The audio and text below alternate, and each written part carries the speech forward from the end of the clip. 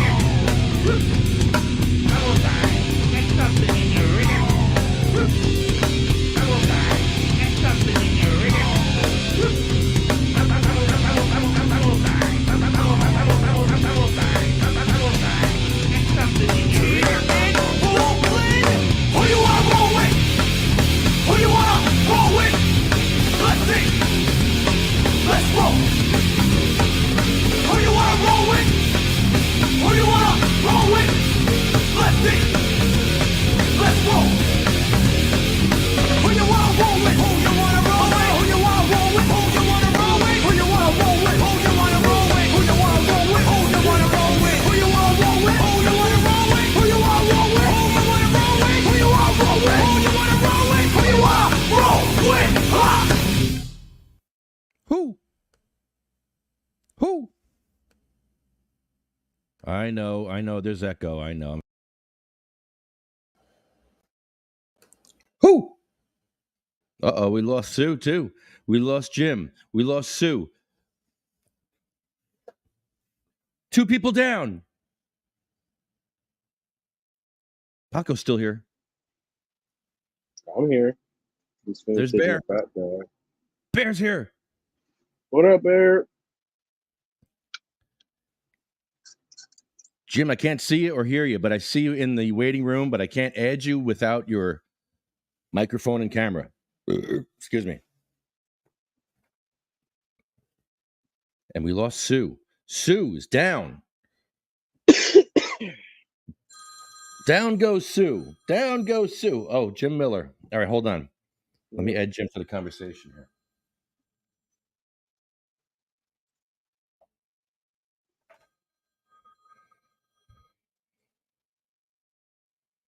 Let me see if this works. Hey, Jim, hold on. I can't hear you yet. Hold on. Shit, hold on. Not ready yet.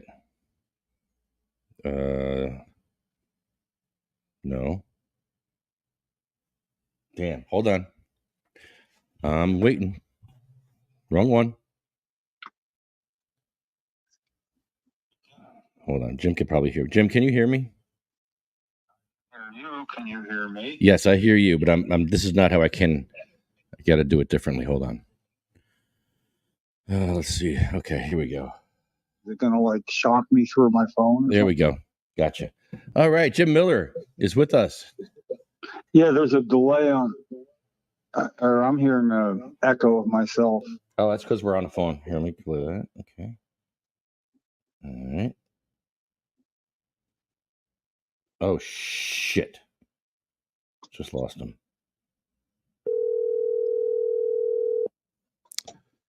All right, let's try this. Little technical issues today. I love live radio. Live broadcasting is the best. So, like, you called me while I was on the phone with you? I don't know what happened there. I'm confused now. I don't know what happened. So your microphone and your camera's not working? No, it says device is not connected. Yeah, that's what it says here. You have the same computer set up? Did you try to go on through Google? No, you just need an internet connection. Just take the same link. Well, you have the link. You got the link. Go on your Google. Just go on Google and put the link in Google and click it Yeah. in. Well, That's- he's able to get on. He just can't. His microphone and his camera is not on. Oh, okay. Go into your settings then. That's a local. I think it's a local issue. Settings. Yeah, you probably go in your settings.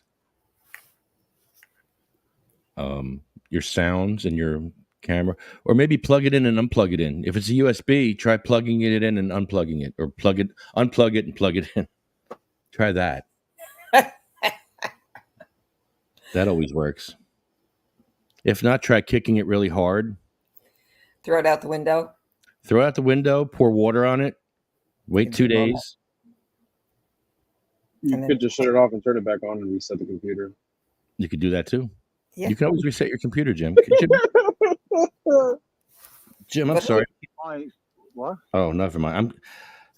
All right. Never mind. I'm sorry. Don't be sorry. I wasn't listening. I'm trying to see my settings, make sure I have it. It says mic, no mic access, and it has a picture of the icon with a cross Oh, through we can hear. Why can we hear you? because I'm on my telephone now. And I called Lefty and he's Oh, talking okay. through the phone. Lefty has his phone into the microphone. Hello?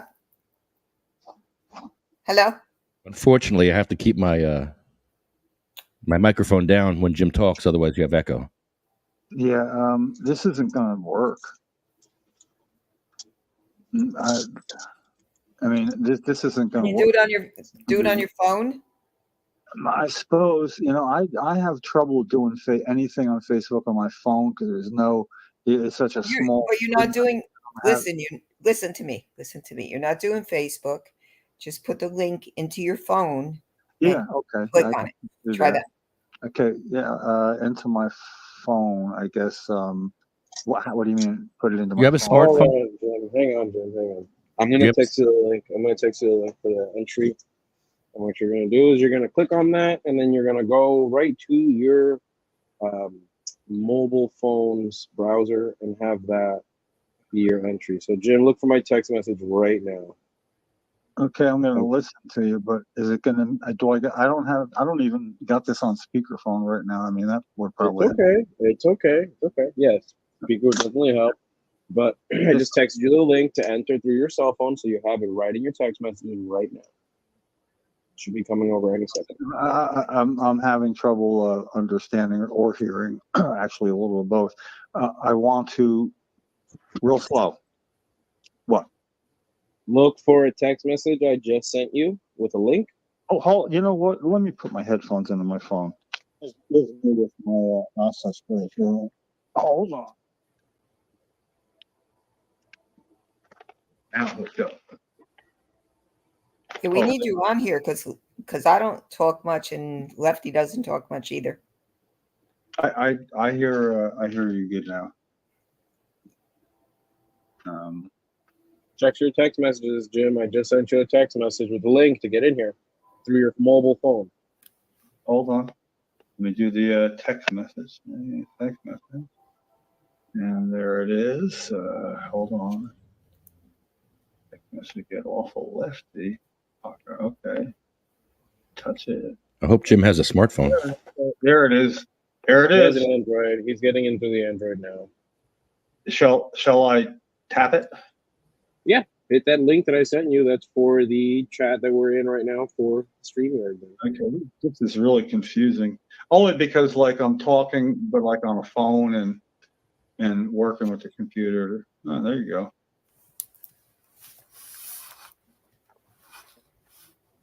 Mm-hmm.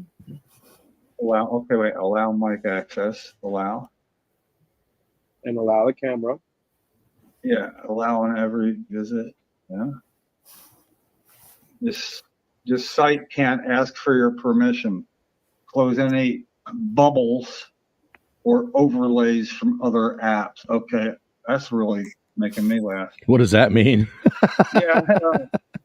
Then try again. What does that even mean? I can't help you with that. I don't have any info. Sorry. What? Yeah, that's a new one. Wow. Yeah, I come from the Android side of the tracks. Yeah, I do too. Hit having issues. Maybe because you're on Can the you phone. see having issues? Can you see that on your phone? What's that? Can you see having issues on your phone?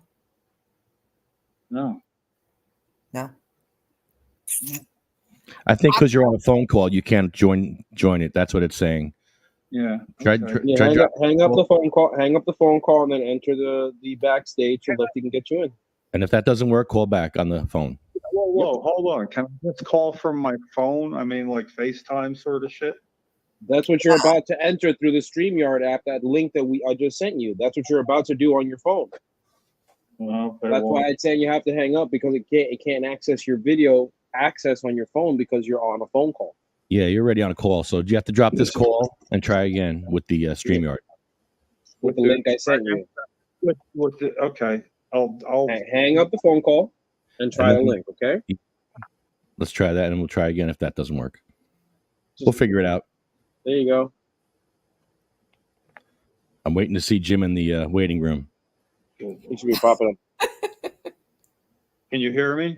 Well, you're on the call, so I'm gonna You drop gotta- you. I'm gonna Yeah, hang up. Lefty, hey, just hang up on him. Get man. off. Hang up. Get off the Hang call. up. Just hang up, Lefty. I'm gonna hang up on him, and Hang up. hopefully the StreamYard will work now. It should start working if it's in his hand trying to load into the backstage.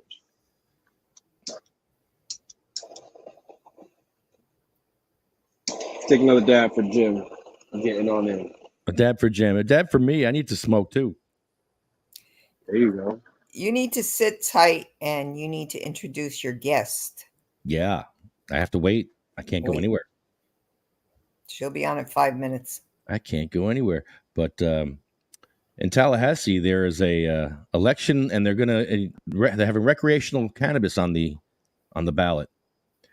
And those backing recreational cannabis are trying to flood the zone with supportive content.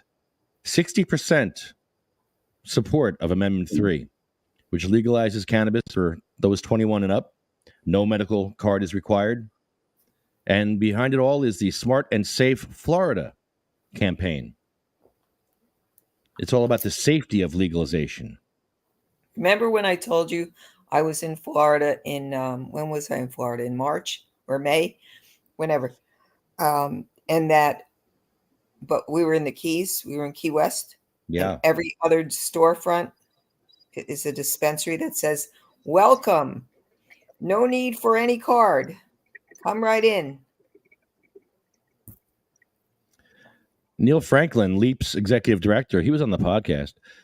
He says it's about time we free up police resources to tackle crimes of violence, to move away from the disparities that came with marijuana enforcement laws. Okay. Yeah, When you have that's regulation, that bill that all those shops that you're talking about down there too. Those are all like hemp shops that Trulieve was backing to drop the intoxicating hemp bill out. There's Jim. What's up, Jim? I don't know. You tell me. Oh, look at that. We man. see you. Yeah, Hey. you're all like really tiny. You're tiny too. Yeah, but you I sound saw- great, I though. mean, You're tiny Jim. Giny Jim. yeah, but on my screen, I'm not, how tiny can I be? I'm like You're only this big. about a half an inch, maybe 3/4. Let me see. You're this big. Oh, Now that's you're this better. big. Now I can see it better. Okay. Okay, we there's need a you light on above me. Oh, I get to walk around like Lefty. Try hitting full screen, Jim. Maybe I'll go out to my car. That's funny. Not funny. No, it's not fine. This is like really awkward. I don't like it. Now I got to go check in and make sure. Now you're in the so, dark? No, I'm walking down a hallway. Oh, okay. This is great. I'm on a FaceTime. I'm going to say it one time. I'm on a FaceTime thing because I can't get on through my computer. I may even go out and sit in my car. So don't Join worry me. about me if you can't find me. I'm not kidnapped. Nothing going on.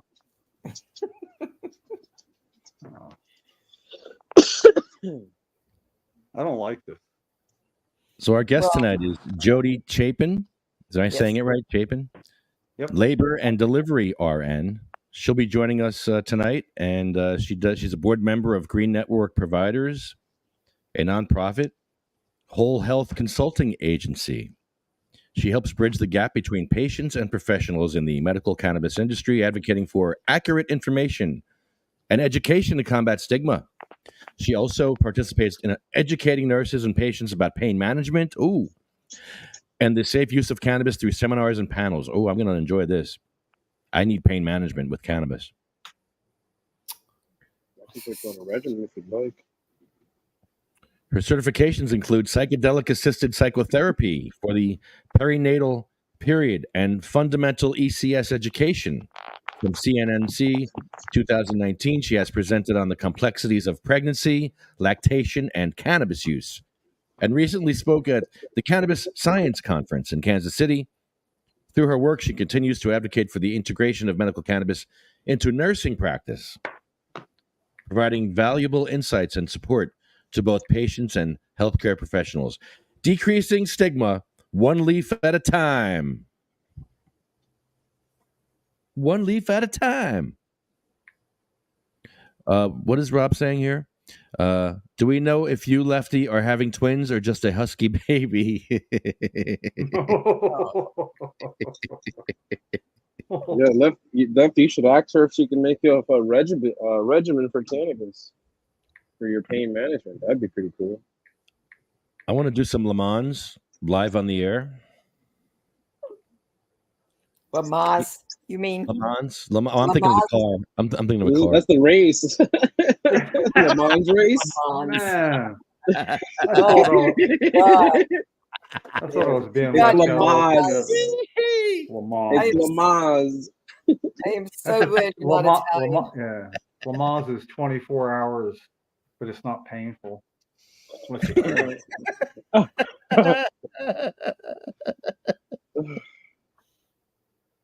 I can't see anybody. They're just little. We're just. You can't see us at all? I got a phone sitting in front of my computer screen that's laughing at me. It's StreamYard, the easiest way to live stream and record. Get started, it's free. Just because So it's an ad and it's trying to tell you to sign up. Yeah. I don't know what. Robert Ryder said you could go next door. I'm not going next door. Oh, that was for you? I'm not going next door. I get it. I don't go in there. Why? What's next door? Adult bookstore. That's nasty. Nasty. Only the floor. Nasty. Nasty boys. He goes out to his car and it's like almost. Is it a common? It looks like a common parking lot from when you held up a camera. Yeah. it does. Is it? It's very crazy the things I've seen out there already. Do police come You know, over? I can only imagine what these doing? people. I can only imagine what these people keep coming and going there. Like the regulars, they're like, why does this guy keep going out to? Why his does this beat? guy keep going in and out? Yeah. Why does he keep going in and out the back door next door? What's going on? Yeah. What's he doing? What's he doing in that vehicle? Yes, exactly. A weirdo. Uh-huh. Yes, Jody. Oh, what hat on? Look at you. It wasn't letting me enter the room because I had too many characters or something in my I don't know. You look so I cute. just Happy deleted Halloween.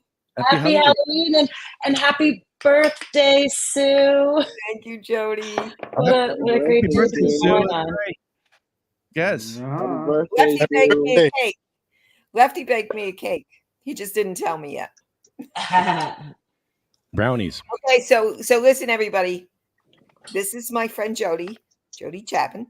And Jody will do the rest of her introduction. Lefty started to do a little bit of your introduction, but it's better if we hear it from you. Jim is, the way I'm looking at the screen, Jim is right next to you. And Jim will be asking a lot of questions. Paco is above. Paco's fun and he's very smart. And Lefty, this is Hello. Lefty's baby. Lefty Grimes, Hey. Jody Chapin, my friend Jody. Hi, This Jody. is Smokey. Nice. This is Smokey. Nice to meet all of you. Oh, and I think I just lost you. I keep on. Wait a second. Before you, You join, can still see me. Yeah, Yes. we Right? can see you. Okay. Is that your puppy, Paco? Yes. Oh, He came to say hello and do a little hopping, right? You want to say? Oh, you want to come back and say hi again? Oh, there we Okay, are. go get Okay. Sorry about that.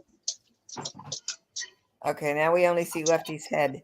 Lefty, just your head is floating down. The green screen got your shirt too, so you look like you're coming out of the street. Yeah, your head is floating around. Oh god. Very cool. Okay, so Jody, see, this is why I said to you, don't worry about it. Just come on and talk. Right. Absolutely. It's funny. I'm in a dispensary and I can't smoke weed in here, so I'm gonna go out to my car now and smoke weed. Yeah, so I'll smoke for Lefty you, will Lefty. leave every once in a while. He goes out to his car and he smokes. That's what we were just talking about before you popped on. Yeah, I We're see how thinking, happy what Paco do is right people- now. I want to be like him. People wonder what he's doing in his car. You know, what he's- and there's an adult bookstore right next door. So Oh, that's so funny. Yeah. So it we're not gets- going to do any. it gets a little weird. Yeah. And Jim can't get on his laptop, so he's trying to watch from his phone. But yeah, Jim will I talk.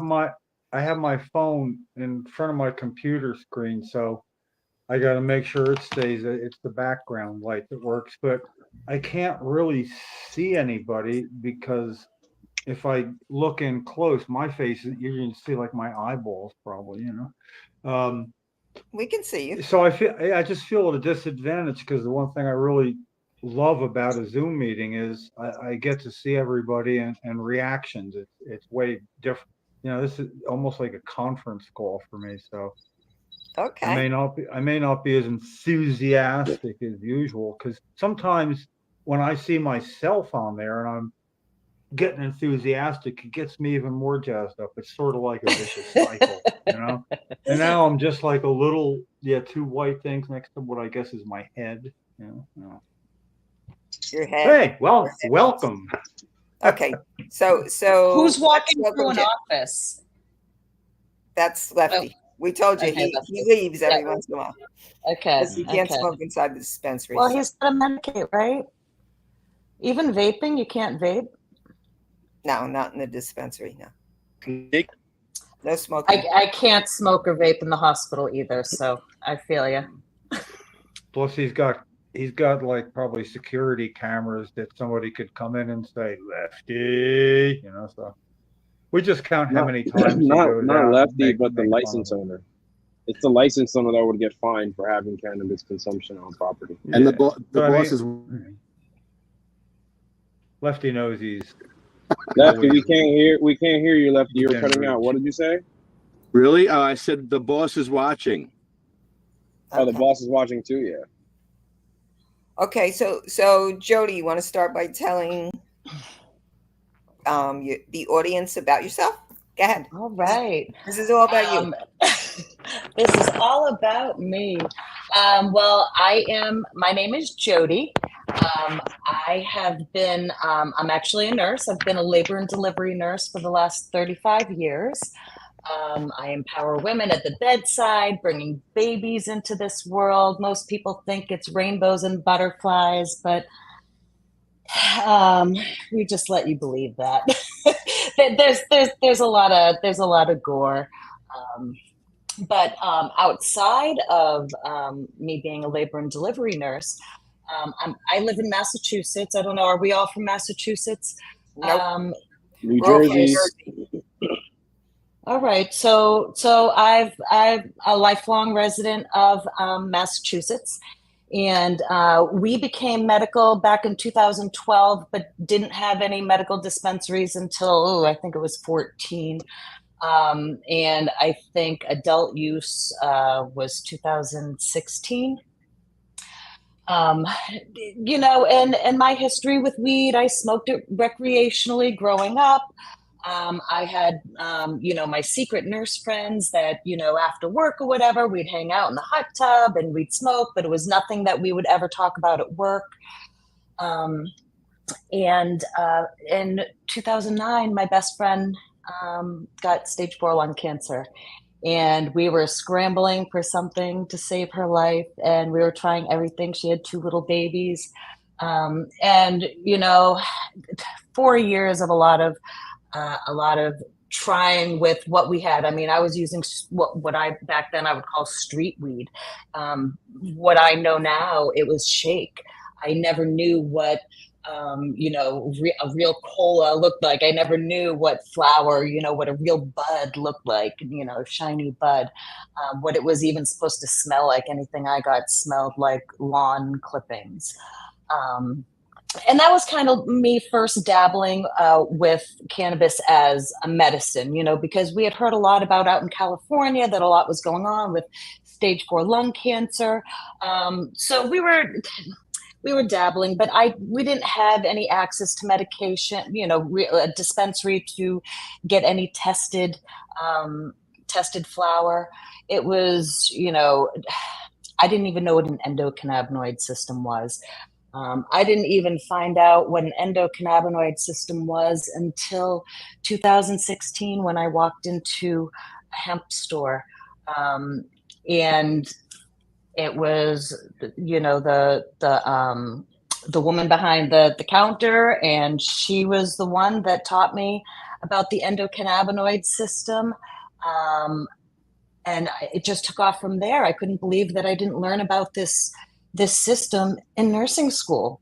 Back in nursing school, cannabis was a drug. It was under the drug and alcohol and addiction phase of my nursing. It had nothing to do with holistic care, alternative medicine, or anything like that. We didn't have this system that basically involves balancing all of our other systems in our body. So that just started my my journey to become a cannabis nurse. And back then in 2016, there weren't any cannabis nurses, at least that I knew of, in Massachusetts. I ended up going to patient caregiver support groups that a doctor was holding monthly, and that's where I had met a few different people. And really what it took was getting out into the community and going to events and talking to other people that really,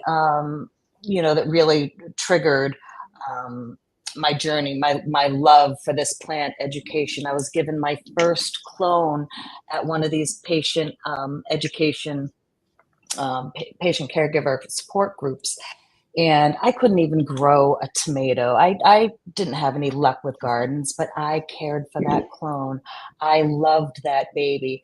And from there, I just, took to growing. I got a couple of tents, then the tents turned into a grow room, and then the grow room turned into a couple of rooms. I grow outdoors now. I love that Massachusetts is a legal state. As a patient here in Massachusetts, I can grow 24 plants. The regular adult legal limit is 6 per adult in a household, up to 12 plants. But as a certified medical marijuana patient in Massachusetts, you can grow up to 24, which is wonderful. And another one of my side hustles, other than being a labor and delivery nurse, I am affiliated with Green Network Providers, which is a nonprofit, and we certify patients in the state of Massachusetts, Connecticut, I think New York. We certify medical patients. So I am working with not just I can't work with labor patients. It's not quite to that point yet. I can definitely see in the future safe use, but we have a lot of work to do. I did do a conference, a PowerPoint, talk on pregnancy and cannabis use, and really the controversies as far as the legality that patients and their families they aren't educated as far as safe use or alternatives. Basically, they're put under a magnifying glass, and Child Protective Services is involved, and there's a lot of judging, and it just seems as though we have a lot of education to do, because even our babies have endocannabinoid systems. It has been shown that regardless of your cannabis use, you secrete cannabinoids in breast milk. Anandamide and 2-AG are two cannabinoids that are made internally that we secrete as women in our breast milk. So, it just opens up more need for research and science-based information. Let's see, what else? I don't know what else. What else can I tell about me? How do they I don't enforce know. the I'm cannabis kind of limit? drawing a blank. How do they enforce the limit of how many plants that you grow? How do they enforce it? You know what?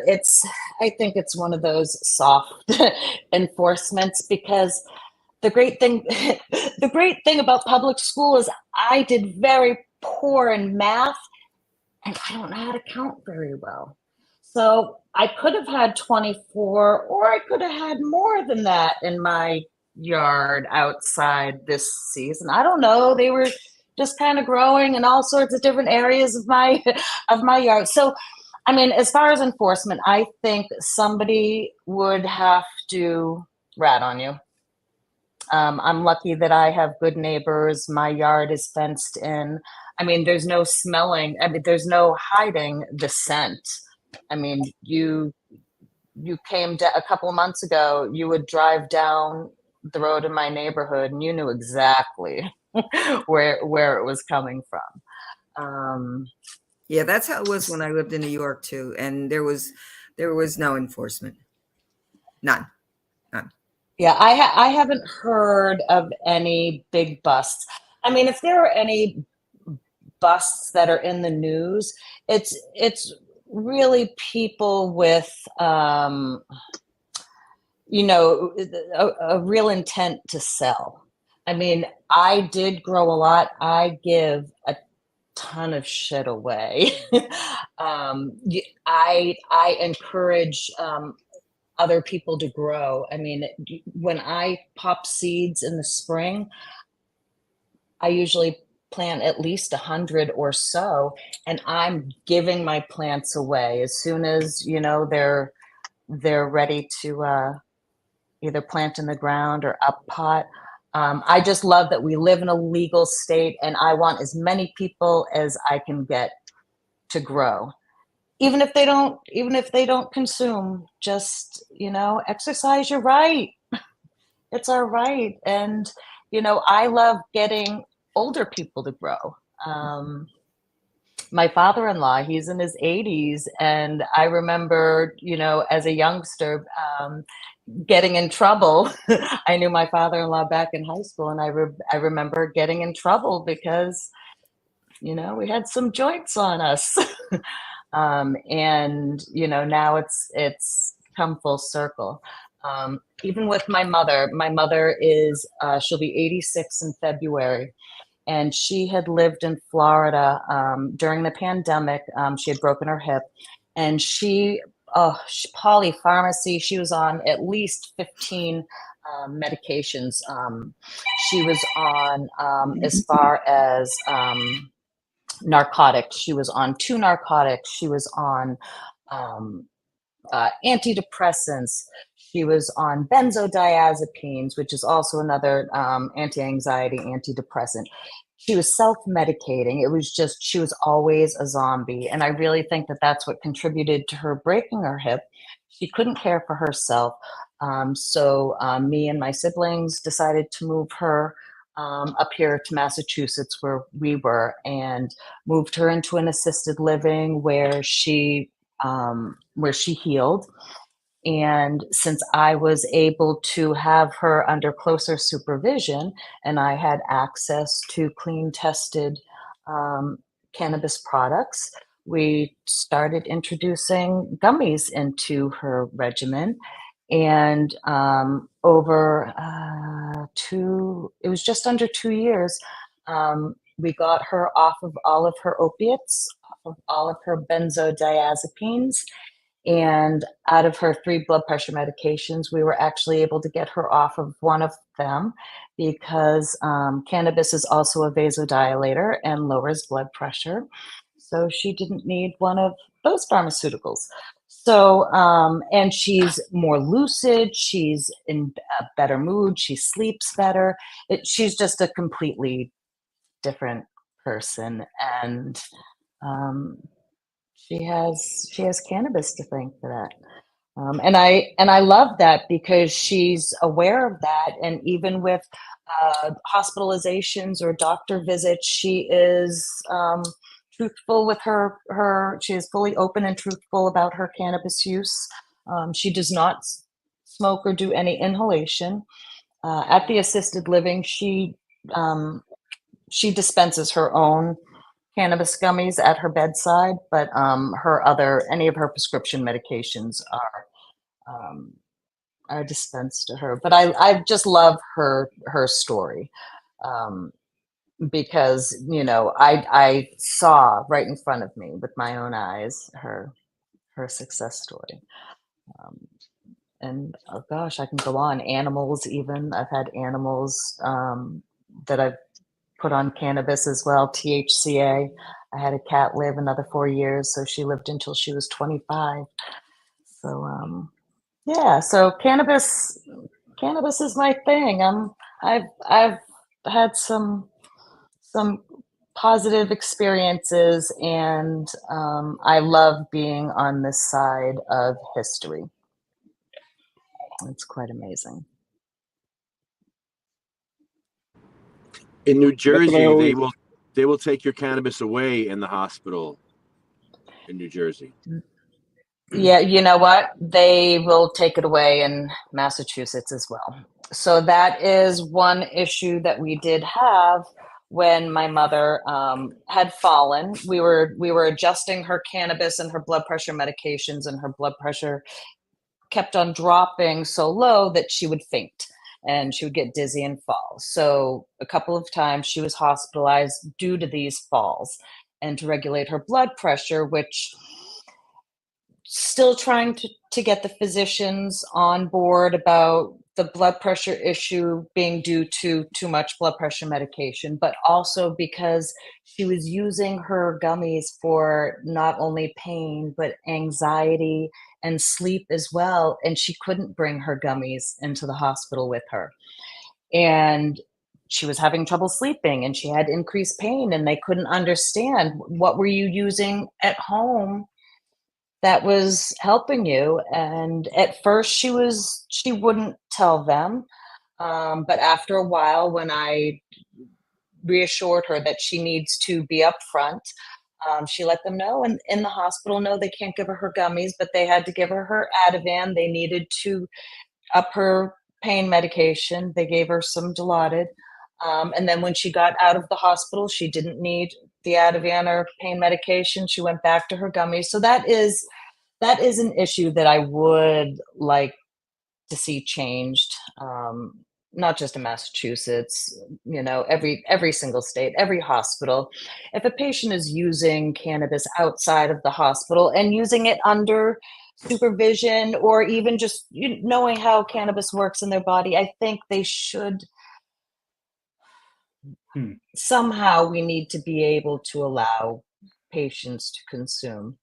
What do you know, if this is going to be hard for me also tonight, with everybody being on my tiny little phone trying to do the mute on and off. So I make notes, and I might spill a couple things out in a row, but right off, it lowers blood pressure. I found I am involved because through my late wife having multiple sclerosis, and she didn't recreationally consume cannabis, and I did, and I found that was a perfect match, because then I didn't have to share the end, because I run out sometimes, and I didn't have to be chivalrous, and that came later. Mhm. And but when we found out that it did work for her, I wasn't, it seemed to really would lower her blood pressure. And she didn't smoke it. And when I made her cannabar, and when she consumed that, it didn't seem to be quite the issue. What do you know about the blood pressure effect in cannabis? Is it generally known to do that? Cannabis is a vasodilator, so basically it's allowing those vessels to open up, and the heart is working better, so isn't working as hard, and so Okay. will lower the blood Yeah. pressure. What I really would like to talk to you about is take advantage of the fact that you're in Massachusetts and you Mhm. have a wealth of information that is actually, I think, relevant to us in New Jersey, where we don't have home grow. We have a bill that hasn't even gotten an informational hearing and closing on 4 years now because of a Senate president who can simply stop a bill from being heard rather than stop the vote on it. And if it doesn't get heard, it doesn't get voted on. So, we're going through that, but ultimately, we're an outlier state in New Jersey, especially among states that have legalization for adults and no home grow rights for their patients. We were a unique outlier until I think we contaminated Delaware. I think it was. I could be corrected on that, but I believe it was Delaware who joined us. And as a New Jersey, I think we owe them an apology on that one. But the bill that's being blocked is for 4 mature and 4 immature plants. And in Massachusetts, if it's 24, that means as far as mature plants go, there's 6 times more plants allowed in Massachusetts than would be allowed here. However, as an outlier state, I'm trying to push the discussion more, and it shouldn't be up to New Jersey patients to explain why home grow would be good for them and how it would affect their lives. It should be up to the state of New Jersey to validate our outlier status. In other words, what's going on in other states that you're protecting us from in here in New Jersey at the expense of patients' health? If there's something we're being protected from, lay it on me. And which brings me to my overall question is, what is any pushback going on within your own state about home grow? Are there people in the legislature or who were against it that are finding things to say, see, this is what we were afraid of? Are you aware of even any real pushback? Because like you said, law enforcement here, it's like we wouldn't be able to enforce it, is being used as an excuse for like not having it when it isn't enforced in states that do have it. It's sort of like if there's a complaint, okay, take a look. But other than that, it's sort of like the discussion, if we can shift it a little. I'd like to use Massachusetts as an example because it's close. It's not in another part of the country that we're feel so different from. So the connection, like Massachusetts versus New Jersey, I don't know. It just reminds me having you on and being from Massachusetts that's something, a reminder to me that I need to investigate this. So, is there pushback that you're aware of? Certainly from town to town. Not all towns You're right. are Yeah. allowing dispensaries. I mean, there's definitely some that are no, it's going to cause more addiction. I'm still seeing that pushback, but that's a town to town. Can they not allow home grow town to town as well? I mean, if that's legal under state law. Yeah, Okay. home grow is allowed town to town. Okay. To be clear. Yeah, home grow can, but there are certain rules. I mean, even with outdoors, Oh yeah, it can't be visible from the street. It can't be visible from above. It has to be locked. It's supposed to be locked. Okay. And then as far as the 24 limit, it's 12 in flower, 12 in veg. for the adult limit, for the adult use limit, the 6 and 6, it doesn't matter if it's veg or flower. That's any. Mhm. And something to be said about that. I mean, 24 is a hell of a lot of plants. I mean, even 6 is like you can get a good yield off of 6 really good plants. You can get more off of 6 really good plants that you can off of 24 meh. I mean, if So you're a good yeah, gardener, you do it right. I mean, you can way more. Well, you can if get it's some fire. more than one patient, well, indeed, I think the patients could be able to grow. Which I mean, first of all, somebody should always try to grow way more than they need in case something happens. You lose plants. You don't want to lose actual Mhm. medicine for yourself. But to be Right. able to grow the excess, I would think that there would be patients that would be simply just helping other patients, saying, "Look, I have some extra. You can." I mean, Mhm. would you find that to be the case, that it sort of finds a home without any real rules? One thing New Jersey, I don't mean got right, but with the adult uses, they did write it right into the bill that an adult is allowed to possess up to 6 ounces. They gave a limit, and that's never going to be enforced. Oh my God, you got 12 or anything like that. But for patients to be able to grow more in New Jersey, that can be kind of tight for them. So Mhm. I'm looking for like good stories, especially which we try to use patient testimonials a little bit this last year, and finding that uh, Lefty probably already smells where I'm going. It'd be really nice to have some patients in Massachusetts stick up for their counterparts in New Jersey by way of saying, "I'll tell it like it is." So see, it's all about me. It seems like this is what I need to happen. But this is where we might be able to shift the conversation into it being, you either validate why this is going on, or let it happen, or just like you did with legalization for adults, let it be put on the ballot and we'll vote on it. But it doesn't work without something to point to. And as much as goes good in in the on the West Coast, in the western half of the country. We grew up with Governor Christie doing everything he could to subvert the brand new bill that was passed, but then it was passed on the last day of one governor and fell in his lap, and he was against it. And he spent a lot of time saying, we don't want to be like the Wild West of California and Colorado. But see, Massachusetts is like, nobody's afraid of Massachusetts. I don't mean that insultingly. It's a good thing, actually. Right. It's like, it's like, um, yeah, I gotta keep this bright computer screen on behind me, or you can't see I my can't see little. you. Yeah, I don't see. This is like unfair. But anyway, um, this is like the kind of things that go on with me on podcasts a lot. Somebody really has a connection, or a similar, similar paths. But for one to be able to help another didn't really seem to go on when we were trying to get our law passed. I couldn't stimulate people in Colorado and California to get back in touch with our governors saying, hey, stop saying that or whatever. There was, it was sort of like we got ours, and, we're not reaching behind us for how can we help anybody.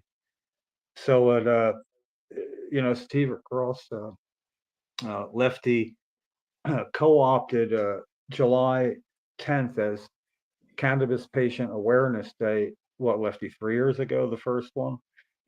Because like 420 is for everybody, and that's oil day. Yeah. 710 upside down is oil. So we've done We're something at taking the it back. State House, a podcast, Okay. and had multiple states on it. It gets fun doing it each year.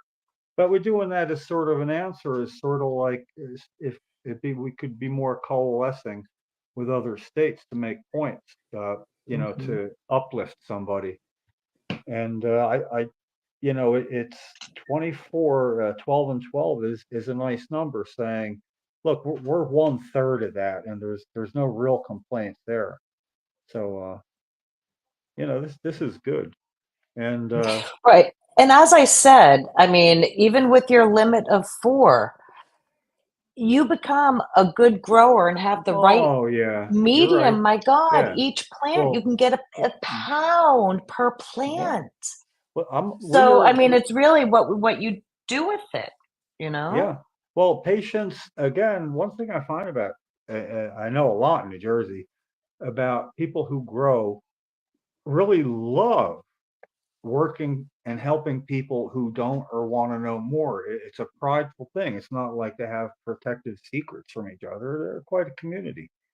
And the fact that most patients wouldn't be capable of growing what they want. I'm hoping when home grow happens, that's going to be where I gravitate to, trying to connect patients who want to grow with people who will help in whatever way. I can see my whole life and career ending doing something like that. And we're working on it though. We're going to be giving some pretty good body blows to our Senate president. As it is, Lefty has a 10-foot inflatable rat that we call Rat-Tari because our Senate Oh, president that's is so funny. Scootari. And That's after yeah, the Senate it's leader hilarious. in Jersey. He's the one that's in the way. And the real bad part is he's the one that it was his original medical marijuana bill that was getting passed in 2009. And it included 6 plants for patients, and it got through the Senate 22-16, ushered through by him. So circle around, he's Senate president.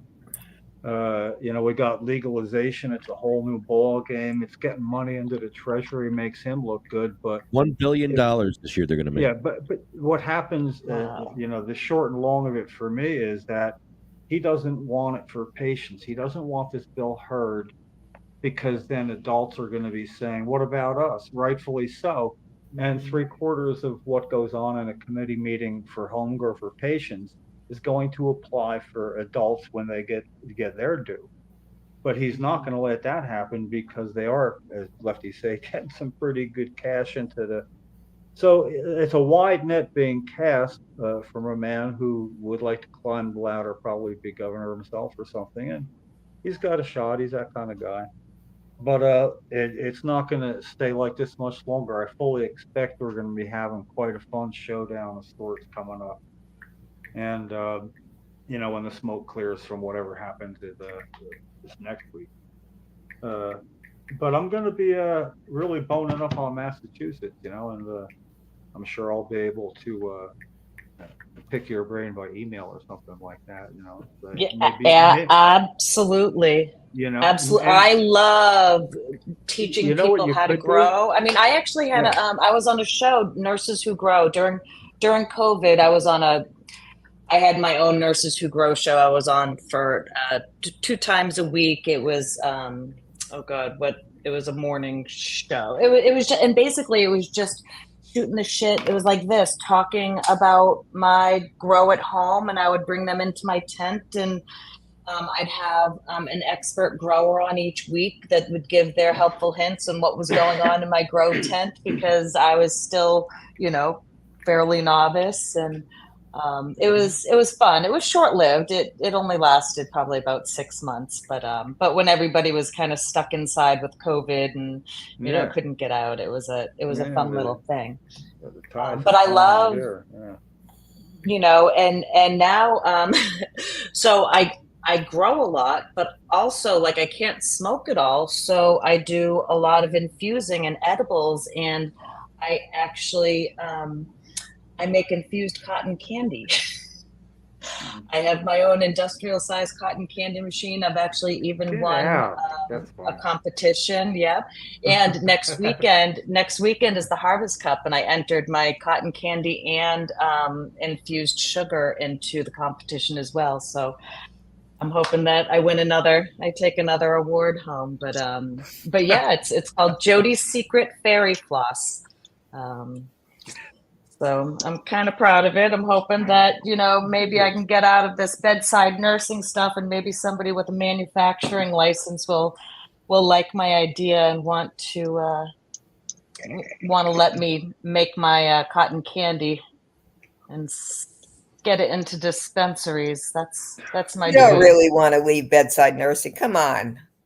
Somebody's Is it- got to catch those babies. Cotton candy or Oh, cotton candy? Sue, I I've can't- been, well, yeah, cotton candy too. Sue, especially now with this IV shortage over Yeah, here on the I know. Baxter. And I'm about to go on strike at my hospital. We're about to go for our 17th union meeting, and it's Are you on the it's negotiating bullshit. committee? Are you- I'm not. Already? I used to be. I'm no longer. Like that's. I'm at the point where I'm ready to leave bedside nursing. If somebody wants to hire me as their doula, I have tons of fucking knowledge in my head. I can be with you and let you know what you're doing, and I'll hold your hand, and I won't be held responsible You got for to put yourself anything out that there goes as a on. doula. Put yourself out there as a doula. I mean, I Really? can even be a death doula too. So I mean, it definitely wouldn't pay my bills. Being Just a think of all doula. the doulas you could be. You could be a grow doula.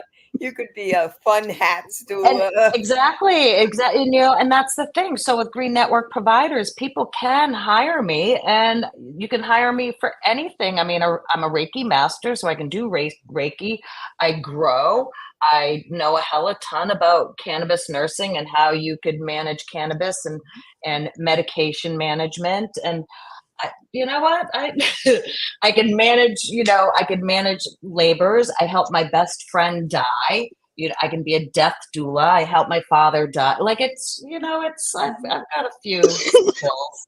With this whole bedside nursing thing. I mean, these hours vary. let this podcast steer you that way. I mean, that it's probably no coincidence that you happen to be here thinking about this amongst the company you're with right now that would all say, do it. It's the kind of thing that you're going to look back. Remember me for I this. told You're her going to say nothing about this sooner show. rather Nothing. than later. You're born. told her You're born for what you're talking about.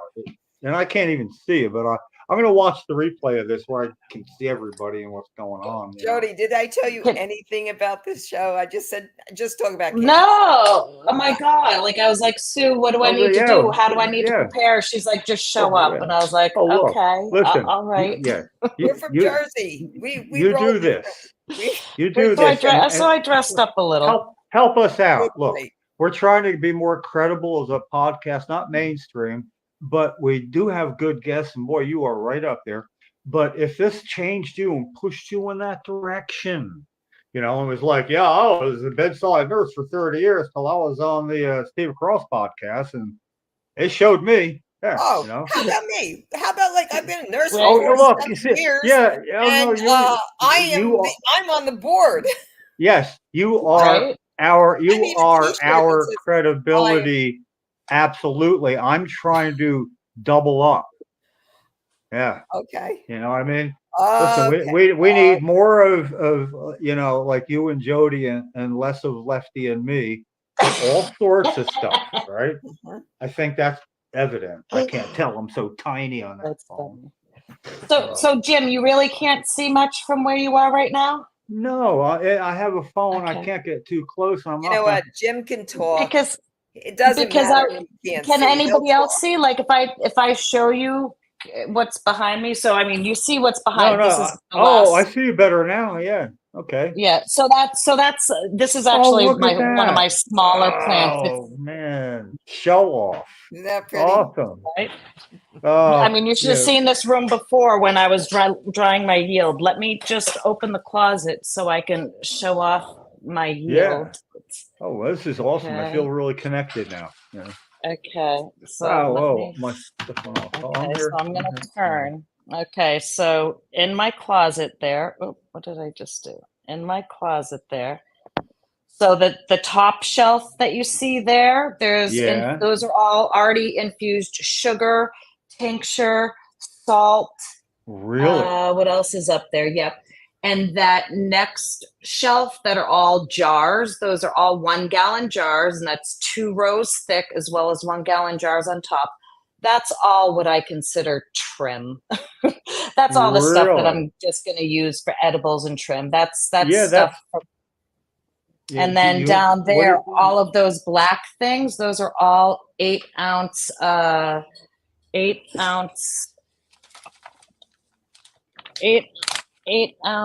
hoozy bags are the Ziploc. Nice. We want that. Yeah. So, and this is, I got to grow this in my backyard. Oh, good for you. Yeah, and I don't think people, until they do it, realize how therapeutic growing your own medicine is. It's like nothing better. That in and of itself is therapeutic. Right? Wow. Oh Jeez. God. Okay. I wish you know what? I can't wait for you to listen to yourself tomorrow. You're so funny. Oh, just so you know, if I'm looking up going, what? StreamYard is up here that I couldn't get into. It's a nice bright screen. It keeps me lit. But there was 2 people waving.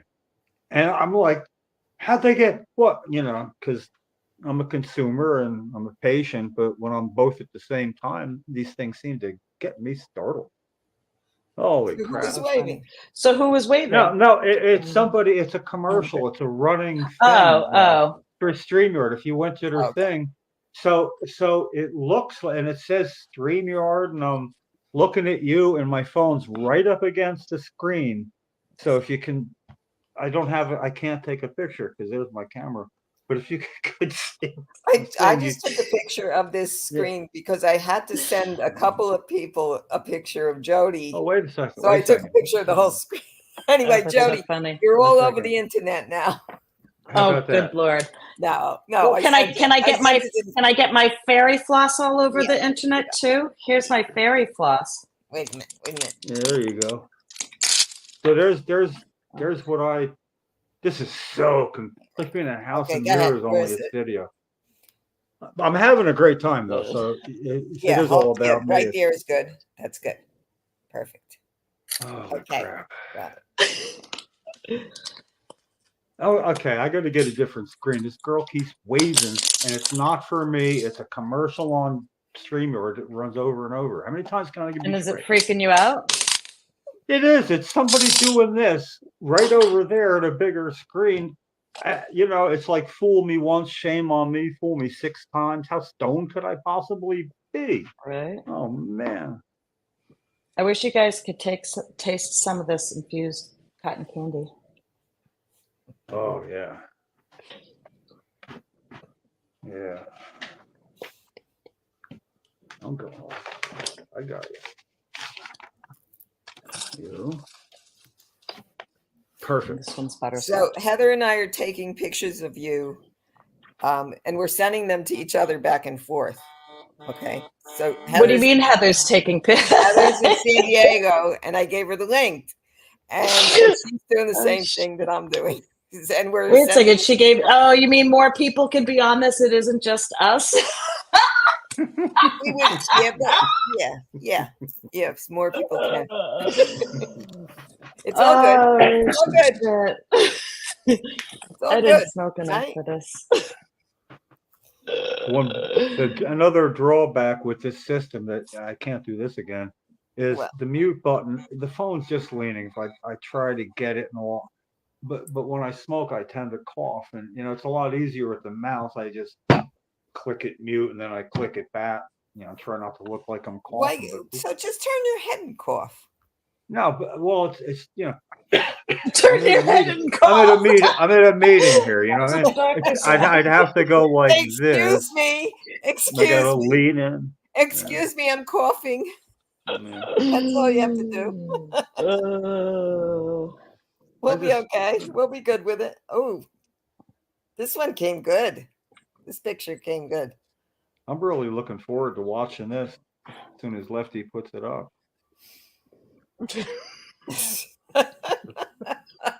I'll be, you know what I should have said?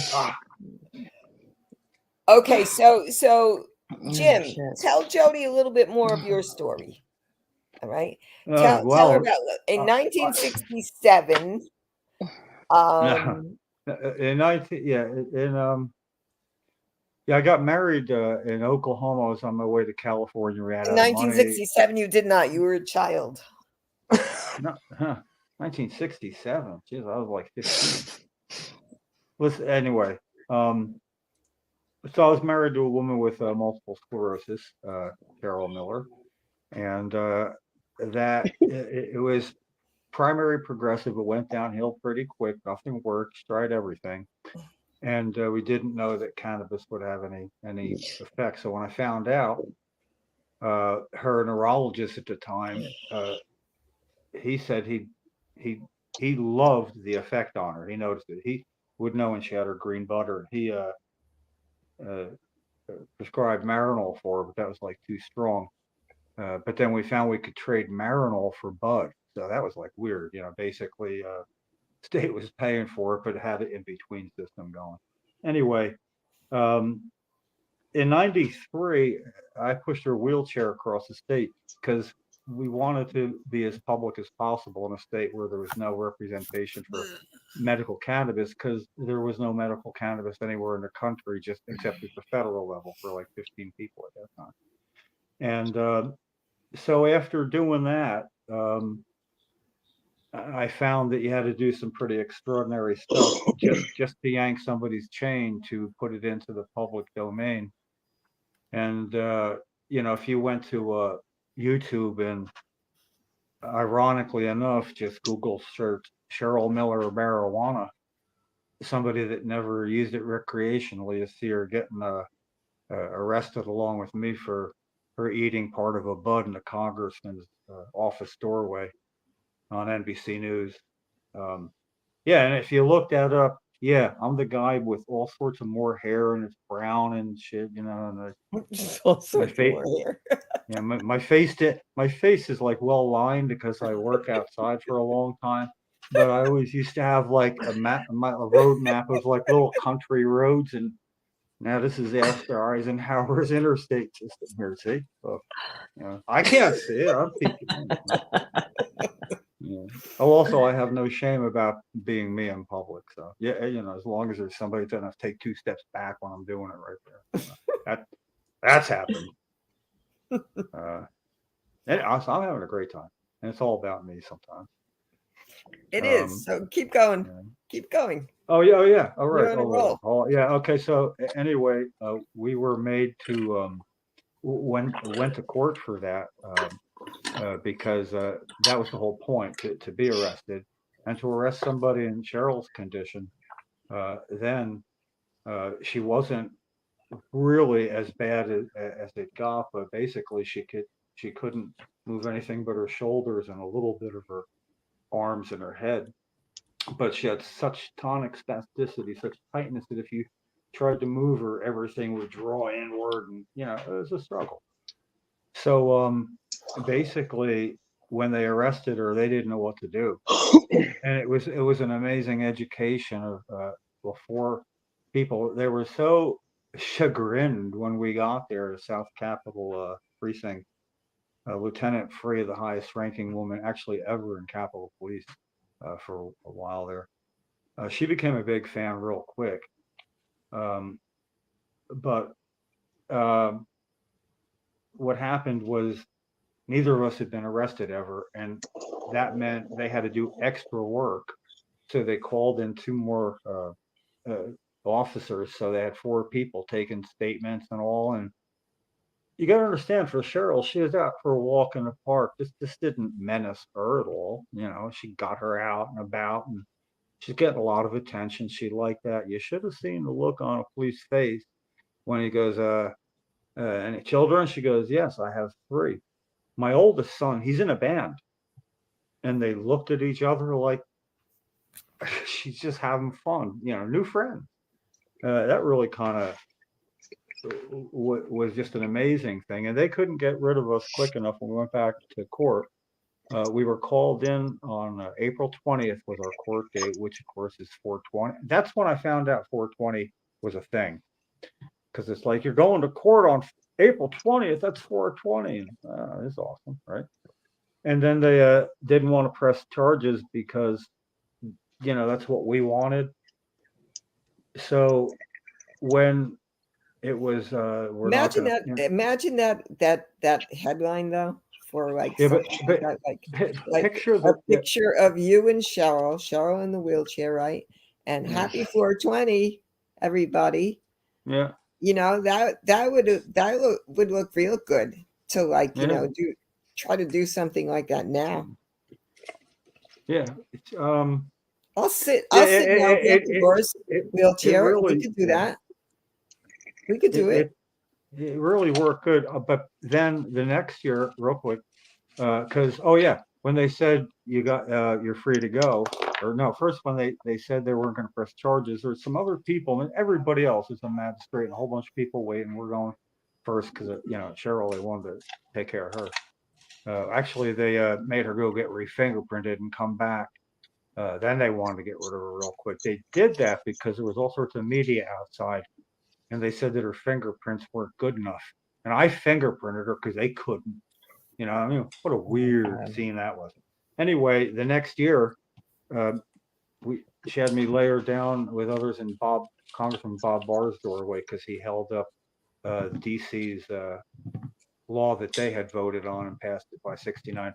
He held it up because they get their money from Washington, so congressmen can make it so that they couldn't use the program. And we occupied his office doorway, and I was arrested, but she wasn't. And just a lot of, we got tired of hearing there's never been any tests that have shown this to work, medical marijuana for MS. And after about 5 years of that crap, we did a test of her own, got her into a hospital bed right out in front of the State House, announced in the Star Ledger, 12th largest paper in the country at that time, that we were going to commit an act of civil disobedience, which we did. I lifted her from a wheelchair to a hospital bed that my brother had ferried across the road real quick at the proper time in front of like 3 TV cameras. I can remember who 2 of them were, and some reporters. And when I lifted her out of the chair, her body became almost like a plank. I mean, she totally straightened out, but her legs were trying to pull up underneath, but the back and everything. It was weird. And that surprised everybody. And then I said, listen, I'll give her, open this can of Coca-Cola. You can see it's unadulterated. Boom. That's the only thing she's going to consume other than this tincture, and it's mixed with a little Gatorade. State police were right there. They, saying this is still legal. Okay, good for you. And then she did that. They waited an hour. And then when they found that her rigid posture of like everything being like uncooked spaghetti, then all of a sudden it was like cooked spaghetti. She was like, would fall through my arms lifting her out rather than stiffen. So we proved our point, and they refused to take it to complete the test. They would have had to test it and then arrest us, and they didn't. So it's really weird, I mean, I've been arrested 3 times on purpose, never accidentally. I guess that's a streak. And there's just a lot of things. You could look up Cheryl Miller, medical marijuana, NJ, and see a world of stuff. But I think what really sewed it up was when she passed away on June 3rd, 2003. I mean, June 7th, 2003. National Normal Students for Sensible Drug Policy, NPP, and some others all got together and got a lot of other patients into DC, and they had a memorial for Cheryl at the Supreme Court, and also a press conference that I got to moderate with this 3-day celebration. Just the Students for Sensible Drug Policy went and lobbying with more seasoned people. So I had this little gaggle of ducks following me into offices, seeing how it was done, and that's one of my fondest memories.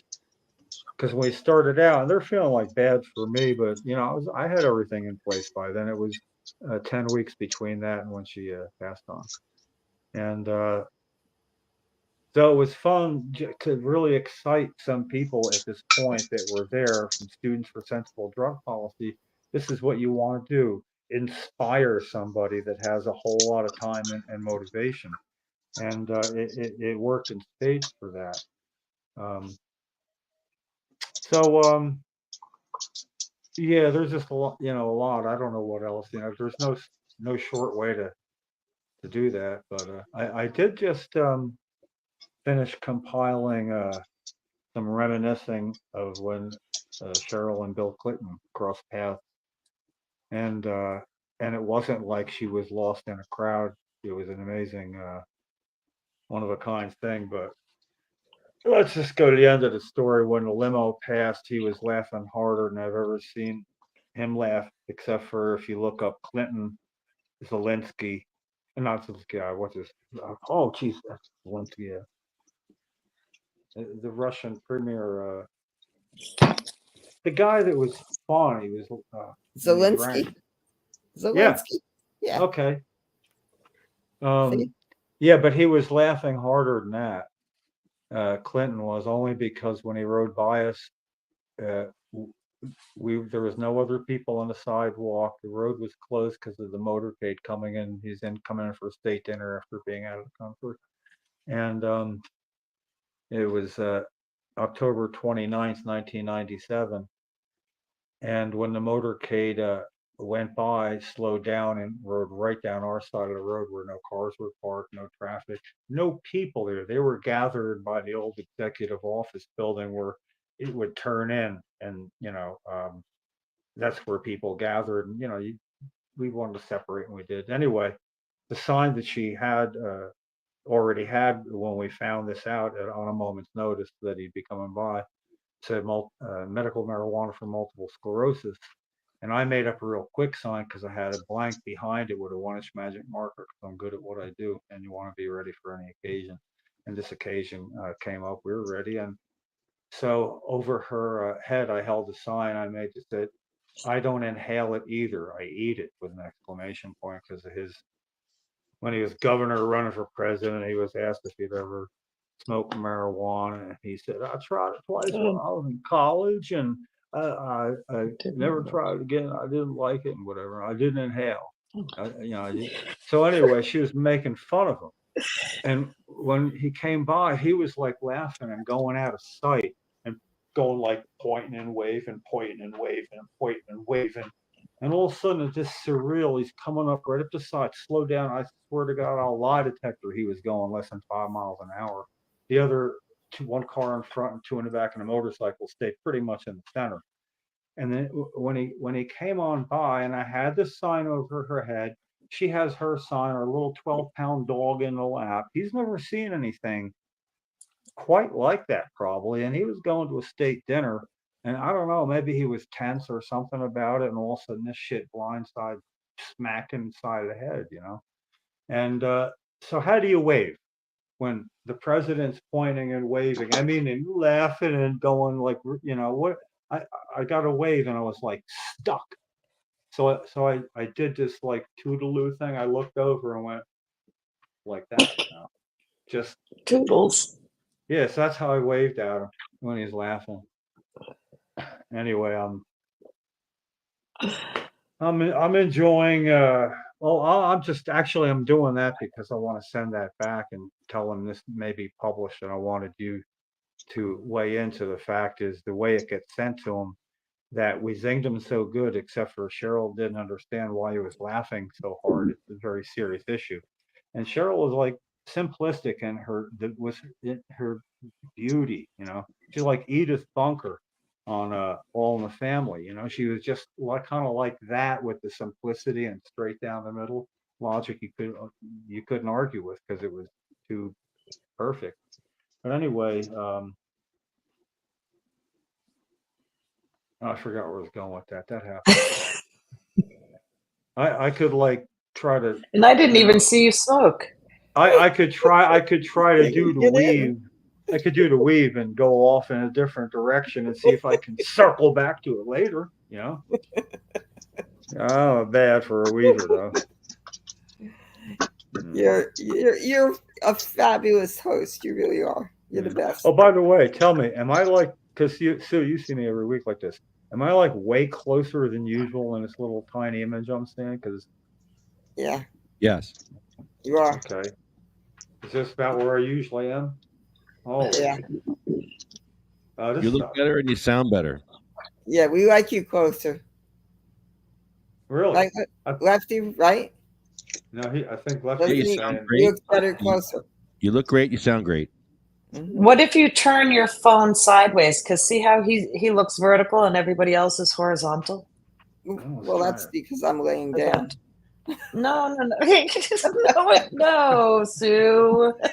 It's not because you're laying down. Because I said, oh, okay, Yeah, I'm tired. this isn't working for me.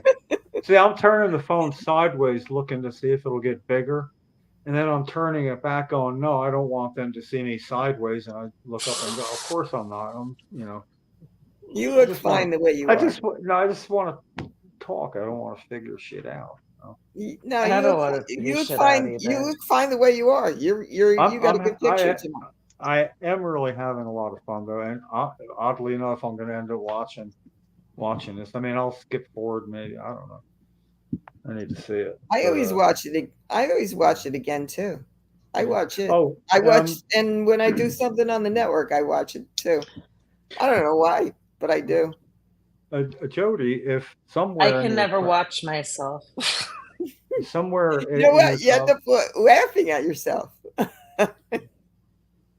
Sorry, Jim. I'm sorry, Jim. Go ahead. Oh, it's okay. I'm too little to be concerned with. Look at the size.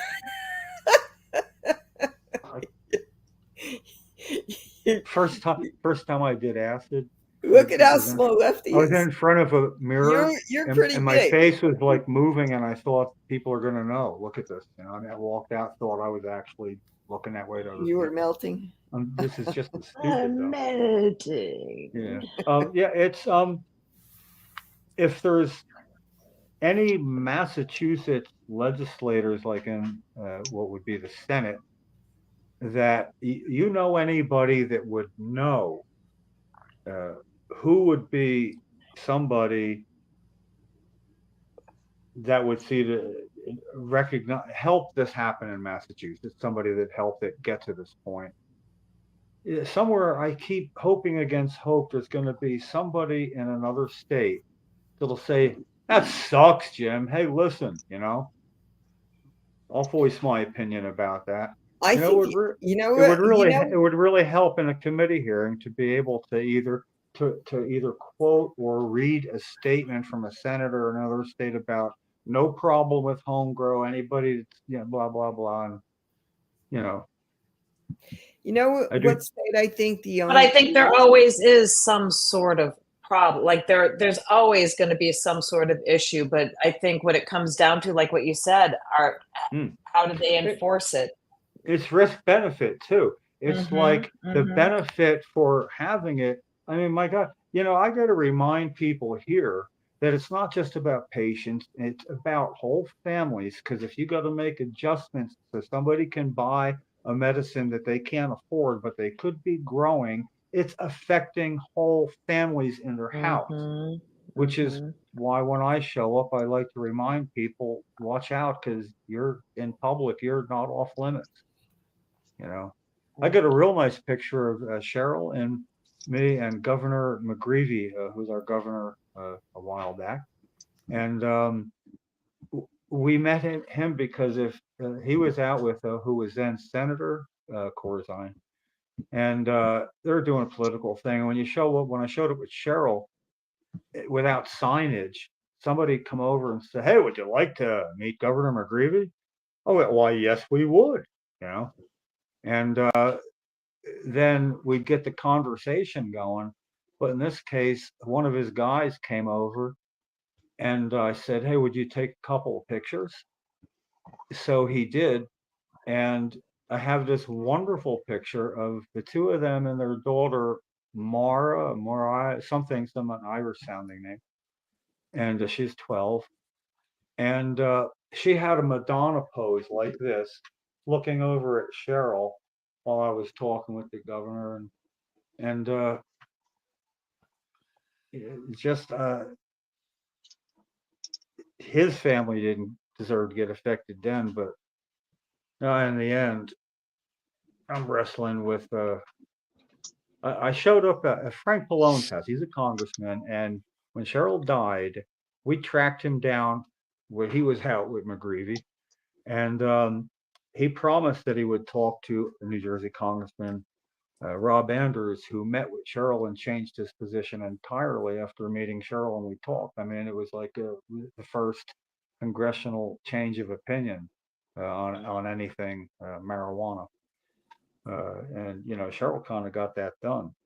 So he was supposed to talk with Rob Andrews. Cheryl died. I saw Rob in Washington because I was going there every week to plan her Memorial weekend.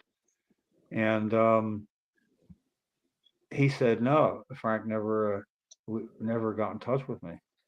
So I showed up at his house with a wheelchair and a sign, "Here lives Congressman Frank Pallone. He lied while my wife died," to test the Patriot Act. That was like a year and a half before. And, they're keeping a close watch on stuff. And it turns out, yeah, you got that right. First Amendment rights were intact. Not that evening. I had to compromise and come back the next day, be fully mic'd for sound, and be videoed from across the street, and then found out, yes, First Amendment rights, you can do that. So basically, I'm thinking of having a lawyer alert our Senate president, as well as the Menton police where he lives, that I'm going to be showing up with a sign at his house, standing facing away for a couple of hours. Don't be alarmed, nothing to fear. It's First Amendment rights. I get to do it. And then see if I can negotiate 10 minutes of his time that way. In other words, that's a negotiating tactic. That's all we have after 4 years. And I'm not afraid to be arrested for something like that. It's gonna be cushy as could be. So yeah, I'd say we got some stuff coming up. I'm hoping I could actually have that success of a 10-minute, maybe 15 Zoom meeting recorded, him and me and whoever else he wants, and maybe one person with me, and we discuss things. That's, it's about information. And of course he won't do that. So then I get to show up. But the fun part is I can attach a picture of me in front of Frank Pallone's house, to the what I'd be sending, and suggest, and a lawyer will write up the notification and saying, Jim, pass on to you that you should call Congressman Pallone's office. Jim said he'll take your call. Now to say that tells our Senate president, he's done it before. Lawyers came from a lawyer. I'm kind of happy with this shot, but I got to tell you what, as Lefty will testify to, I'd say more people who are advocates are against me doing that than for it, saying it'll piss him off and we need him to move things here. But see, after 4 years, that doesn't work with me. The suffering that's going on for 4 years because of this, I feel that clock ticking. So anyway, that's why I like Sativa Cross. They don't need to have everybody shaking their heads. Yes, that's a good idea.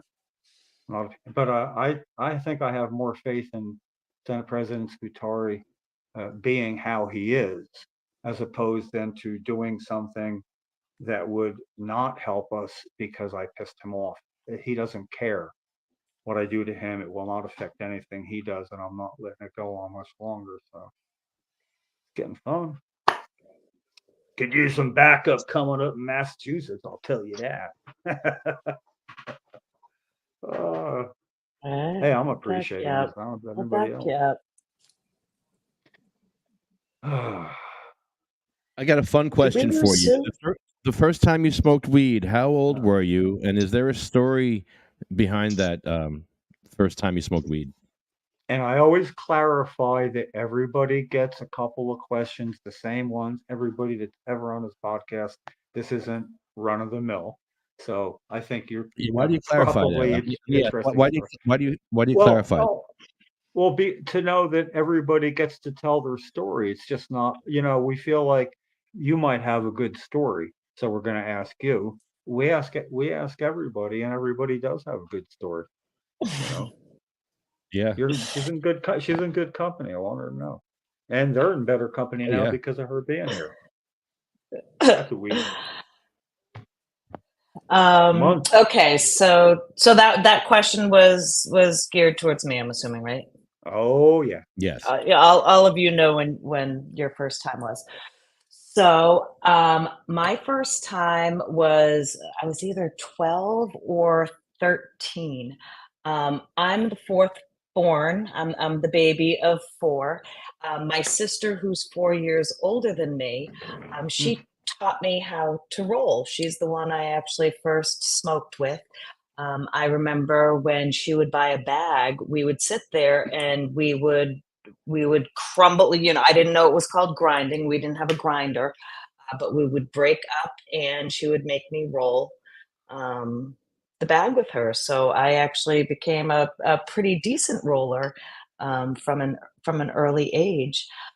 So yeah, that was 12 or 13. And then my sister had moved out of the house and into with my father. My parents were divorced. And I continued to smoke here and there throughout high school with my friends and such. And I was actually always the preferred roller. As I aged, smoking got less, but that now I can't roll for beans. I have arthritis, and my hands don't always perform very well. But I love stuffing cones. Cones, when I discovered cones, that was the best thing. So much easier than sitting in and rolling a joint. Yeah, so that was my first time, and now it's a daily thing. I do it every day throughout the day.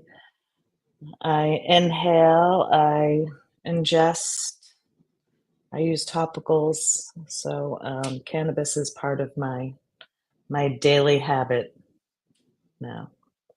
Yeah. And if I ever knew then what I know now, like if I ever would have thought that I'd be not only growing it, but helping others growing it and teaching my elders how to use it and preferring that to pharmaceuticals, I never would have believed you. People laughed at me when I said about the studies out in California that it was being used as a medicine. They're like, "Oh, you're just saying that just so you could smoke it."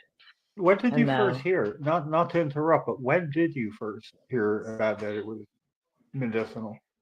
Medicinal 2009 when my best friend was diagnosed You with stage 4 yeah. lung cancer. Started I out. still, at that point, I did not know that we had an endocannabinoid system. I didn't know about normal. I didn't know about like any of I knew nothing. I knew nothing about everything. All right.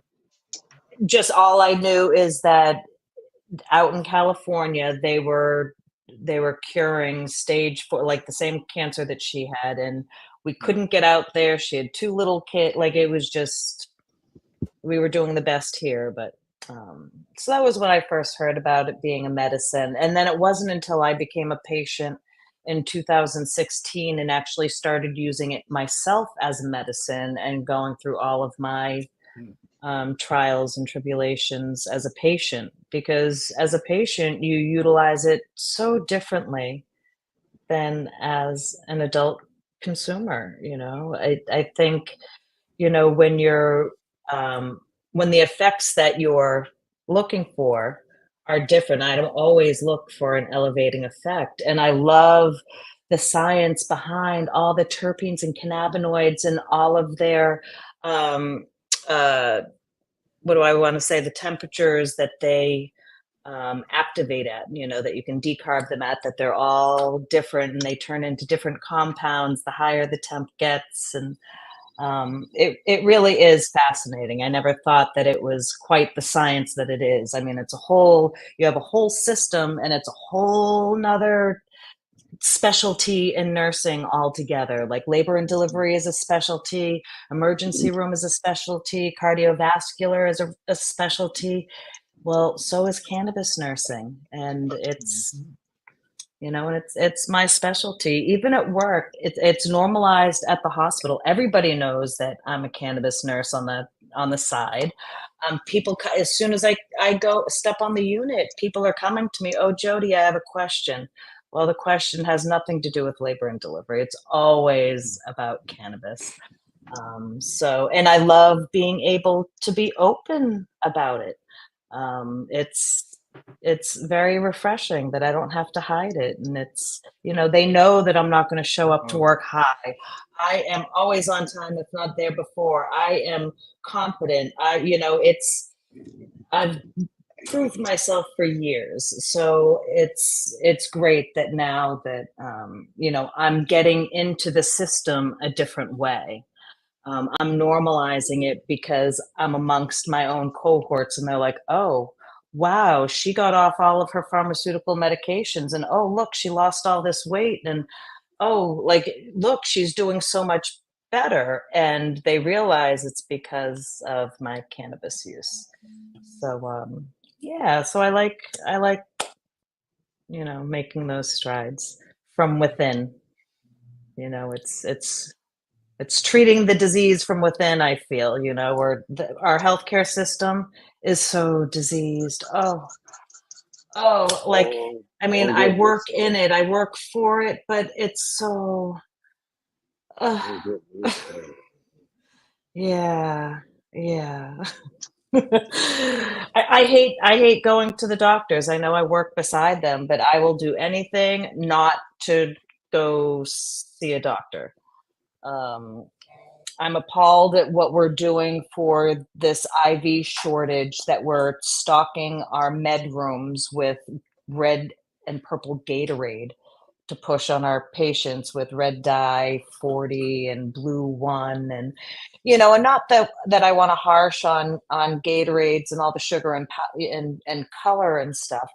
But I mean, that's not a replacement for IV fluids. I mean, I'd rather push water and regular juice than a Gatorade. I mean, unless someone's labs are off, I wouldn't be giving an IV for electrolyte balance anyway. So why am I pushing I just hate that healthcare is getting so far away from health. But Yeah. that's a whole nother subject for another podcast altogether. Oh, crap. I got a fun question for you. What's your favorite munchie food? Oh, my favorite munchie food. I can't promote my fairy floss again, huh? You know what? Anything candy. I love sugar. That's my true addiction. And it is, as I sit here eating flossed sugar. Although I do make a sugar-free cotton candy as well for keto and diabetics. It's 0 on the glycemic index. You use jackfruit? I use isomalt. Oh, very nice. My friend makes a decent amount of cotton candy on the West Coast. Mm-hmm. He's over in Oregon, and he makes the same thing. He makes CBD isolate infused cotton candy, and he also makes RSO infused cotton candy sugar. So he infuses this candy sugar with RSO instead of other types of concentrates or flour. Yeah, that's what I use. I use RSO. It packs a punch. Yeah, I've been told, it's so funny. Like at my own edibles with me, just because I consume my own infused oils throughout the day, it doesn't hit me the same. But anytime I give anybody any of my fairy floss or my honey, they're like, "Oh my God, Jody, I gotta take a little bit at a time." Christopher says to use Skittles to make cotton candy. Skittles, huh? Skittles. I've never used Skittles. I've heard of Jolly Ranchers. Ooh. I won't put that in my industrial. I have an industrial size cotton candy machine. I'll turn my thing. I don't know if you can see the Oh, cotton yeah, I candy see it. machine right there. Yep. Yeah. Wow. Yeah, I'm a big, and that's only one of them. I have 3 industrial size. So that's like, I seriously need to find someone who has a manufacturing license. That's the one thing I don't have, but I got, I got everything else. But Too bad you're not in Jersey. yeah. I know I'm close. I got family in Jersey, but yeah, no, I'm not in Jersey right now. Okay, the could be, last though. question I have one more question, and it's about if you had a friend who was down on their luck or upset or sad or depressed, what's something you would say to them to cheer them up, or maybe a quote or a life lesson that you've learned that helped you through your life? Is there something that you would you'd share? Ooh, any piece of advice? See, I mean, my language is always through touch because some people don't want to hear your words because no matter what you say, it's not going to change anything. I always love to hug someone. I always like that's always my best advice is just embrace someone. There's nothing like, that 10-second, 20-second hug, heart to heart, arms wrapped around each other. I mean, that's touch is like something that's so very important to me. I mean, I think that's why I'm a labor and delivery nurse too, because we're so I mean, you can't get out of there without touching. Yeah, I feel stupid for not having like a good quote No, or that's a word of great answer. advice. That's actually a great answer. I love that because that's something we haven't heard yet. Um, I've heard a lot. We've had the 500 of these questions, and that's the first time we've heard that one. I think that's really good. Yeah. Yeah, Just a hugs nice are 30-second hug. Yeah, And you guys should try a Jody hug. a Jody hug. I need a Jody hug in my Yeah. life. Yeah. Oh. Next time in Massachusetts, I'll look you up. Paco, next time I Next see week, you, next weekend, come to the Harvest Cup. There's the Harvest Cup next weekend. You can come watch me win for my fairy floss. yeah, I'm gonna win. I'm gonna win. That's awesome. that cotton candy you make, right? Yeah, What was that? That's the cotton candy you make? That is the cotton candy I make. Very nice. Yeah. And it won 3rd place last year at NECAN. So I'm hoping 1st place this year at the Harvest Cup. How many milligrams? For the container, this size container, it's 25. Anywhere from 25 to 50, depending on how jam-packed I pack it. So for the competition, I made sure as much as I could jam into this container because I wanted them to get as high as possible. yeah.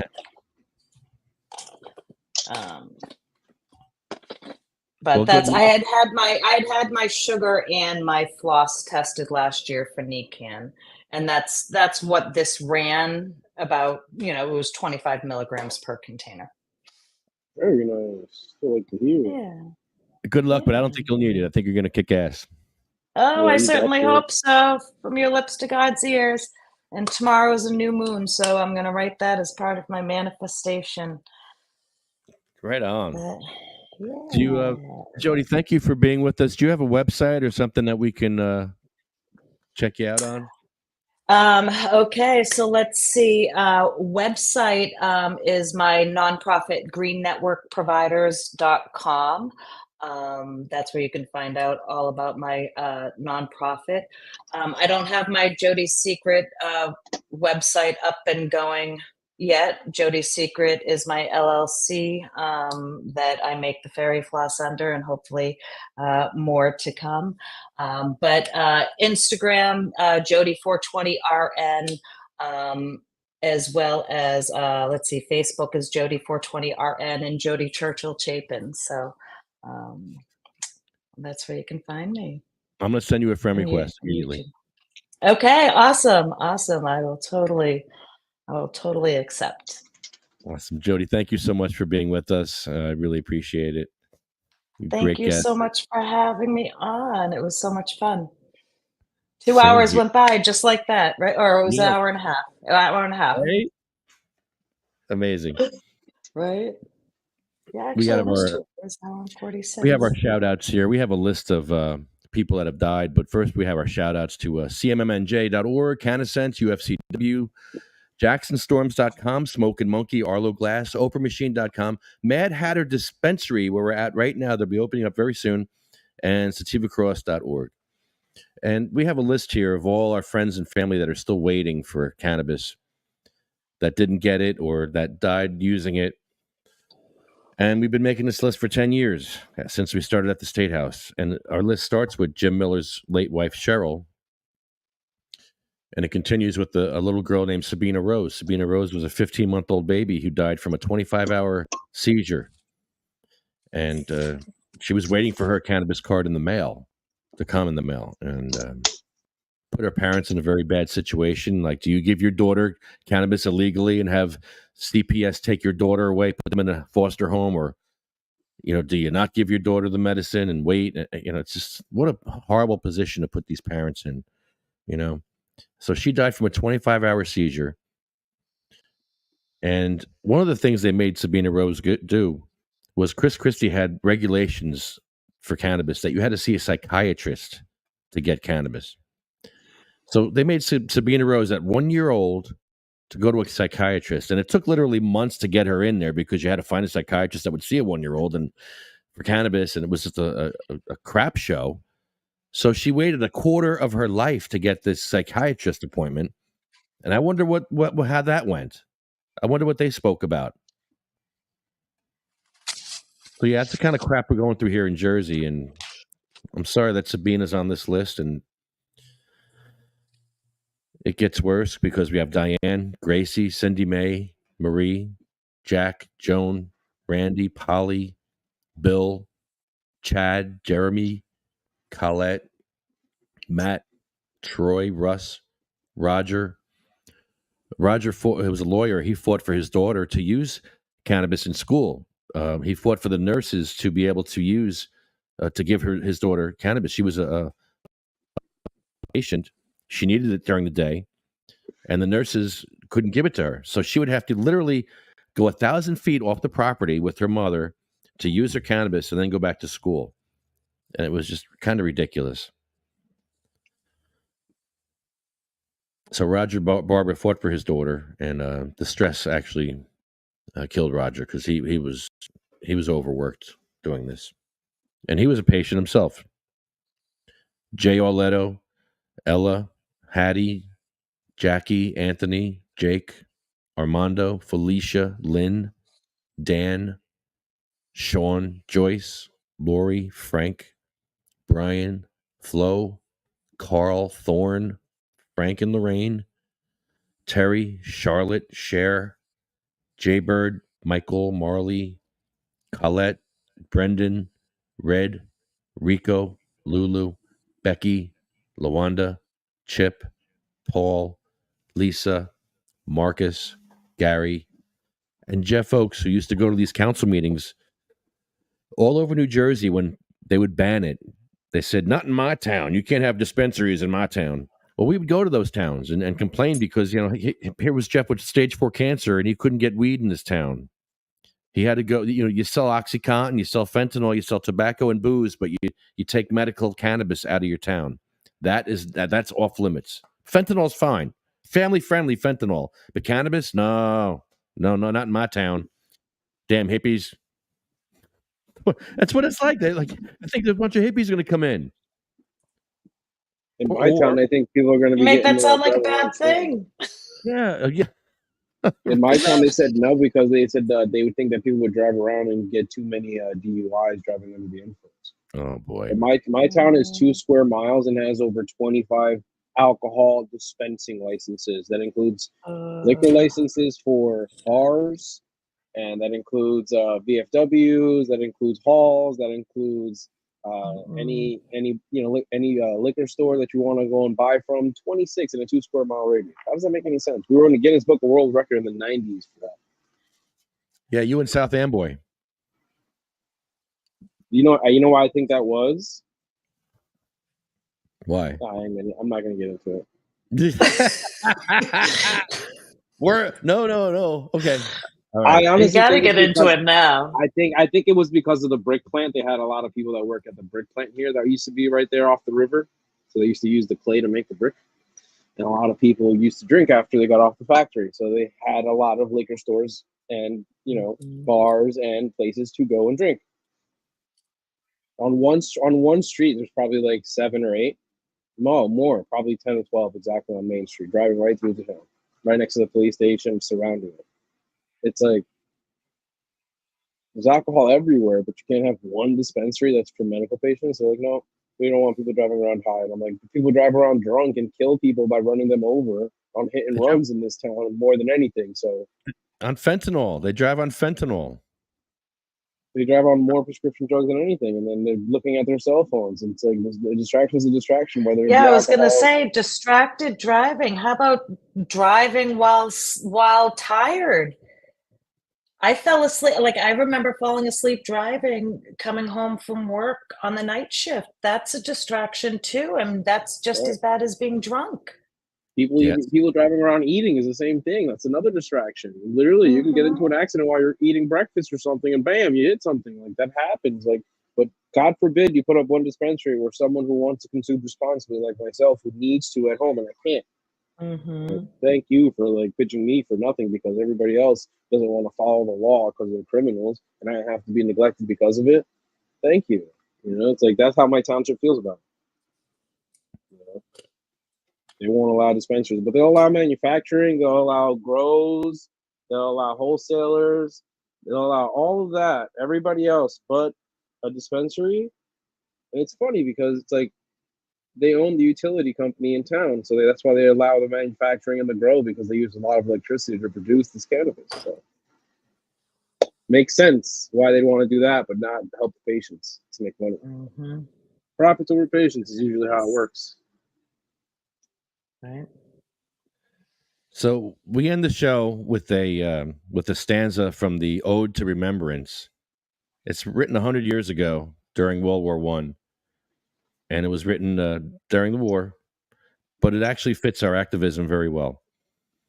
And it goes like this. They shall grow not old as we that are left grow old. Age shall not weary them, nor the years condemn. At the going down of the sun and in the morning, we will remember them. And that's our show. Jody, thank you so much. You're the best. Thank you so much. Good night, everybody. Good night. Good night, everyone. See ya.